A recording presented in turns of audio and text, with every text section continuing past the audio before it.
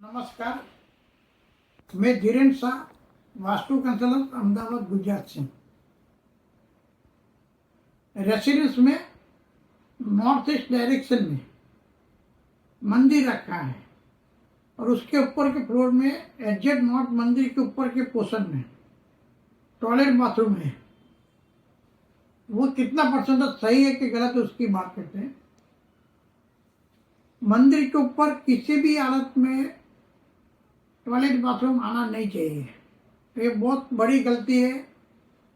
वो बहुत लंबे समय तक लंबा नुकसान करती है। मंदिर के ऊपर किसी भी तरह का वेट नहीं होना चाहिए। मंदिर के ऊपर कोई भी स्टैंड नहीं आनी चाहिए।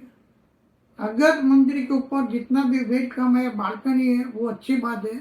बाकी मंदिर के ऊपर टॉयलेट बाथरूम रहना वो परिवार में नुकसान होने की संभावना बढ़ जाती है और लंबे समय तक उसके नुकसान की इफेक्ट रहती है।